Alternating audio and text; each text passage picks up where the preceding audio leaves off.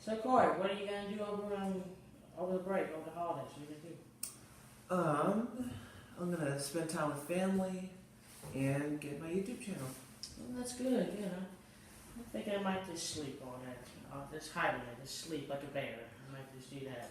I may do that as well. Yes, eat a lot of food I'm not supposed to. Oh yes, enjoy my Christmas presents. We should make a secret place to hibernate at. Absolutely.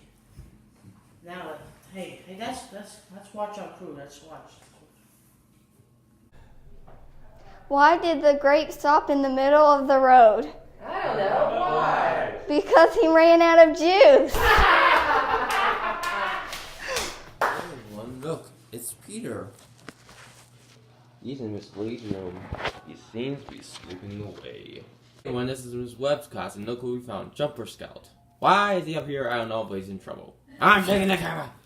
Sorry. This is Miss Rosenberg's class, and look, it's Wink. He's dressed up as a Christmas tree.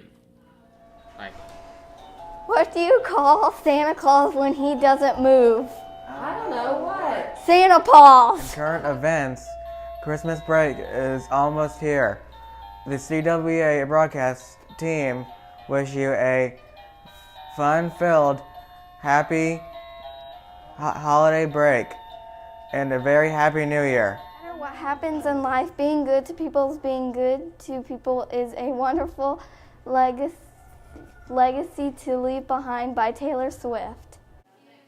The forecast for Christmas break call for flurries of fun, chances of giggles, and shower of memories. Ho ho ho, Merry Christmas. Then the last thing he took was the log for their fire. Then he went up the chimney himself, the old liar. On their walls he'd have nothing but hooks and some wire. And the one speck of food that was left in the house was a crumb that was even too small for a mouse. Then he did the same thing to the other whose houses, leaving crumbs much too small for the other whose mouses.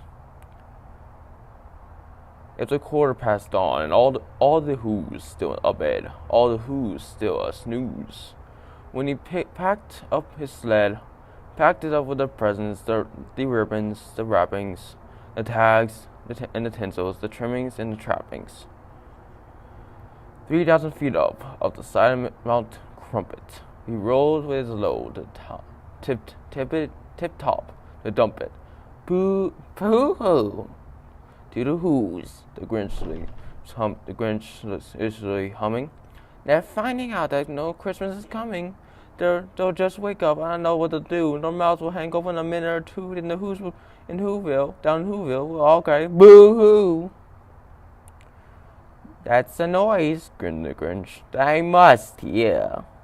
So he paused, and the Grinch put his hand to his ear. And he did hear a sound rising over the snow. It started in low, then it started to grow. But the sound wasn't sad. But the sound sounded merry. It couldn't be so, but it was very merry, very. He stared down at Whoville. The Grinch popped his eyes. Then he shook. What he saw was a shocking surprise. Every who went down Whoville, the tall and the small, was singing without any presents at all. He hadn't stopped Christmas from coming. It came. Somehow or other, it came just the same. And the Grinch with his feet ice cold in the snow, stood puzzling. How could it be so? It came without ribbons, it came without tags, it came without packages, boxes, or bags. He puzzled 3 hours. The puzzle was sore. Then the Grinch thought of something he hadn't before. Maybe, he thought.